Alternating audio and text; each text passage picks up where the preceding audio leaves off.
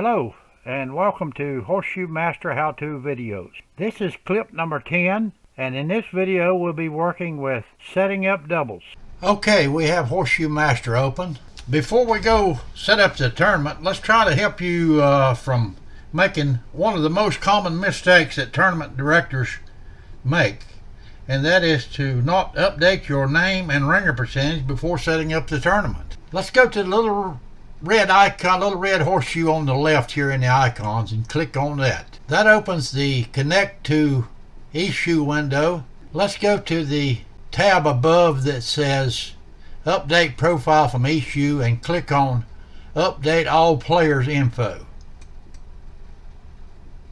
Okay, as you see, that's updating everybody that's in your profiles, ringer percentage and names and everything that they have an issue. That's updating to your profile, and it explains here what it's updated and what it hasn't updated. Some says changes and some there is no changes, but it updates ringer percentage and your names. Now let's go to tournaments down on the left and go to setup.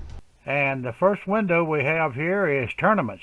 So the first thing we want to do, we want to go fill this row out, the top row here, with what information the headers has above. Your first cell here will put the sanction number in, which you will put the region or the charter 40 and the year 20, and the sanction number is always 3 numbers, so I've chose 028. The tournament name is test 6. The date, you have a drop down window here. You can go click today's date or whatever date you choose, and I find it best to use your arrow keys to scroll over to your city, type your city in, your state.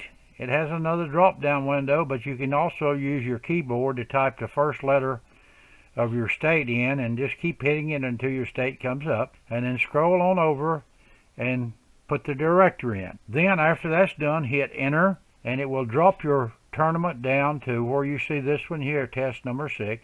Now we want to get everything, your cursor and everything, down to the optional class definitions so we can work on that. You've got to double click this little gray box to the left of your tournament. Just double click, and you see that drops your cursor and your everything down to the class definition window. So the first thing we want to do here, we want to put a class in. So we're going to use a class, type of A in that.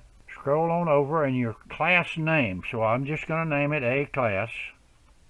Scroll over, there's no handicap. The date and time is defaulted in from where we set the tournament up above. The shoes pitch, I'm going to put 30 shoes in because 30 shoes in a doubles game is about equal to a 40 shoe game in singles. Your tiebreaker, we can have another drop down window, so let's go to it. The first option is points, which points cannot be used as a tiebreaker in a cancellation. So let's go down and use head-to-head. Scroll over, and your format has another drop down. It has 2 choices, singles or doubles. So this is doubles. Arrow over, and this block here, you want to put a check mark in it because this is the class that your tournament champion comes out of. So you got a check mark in it and scroll over, and this is the this cell has the number of positions you awards are.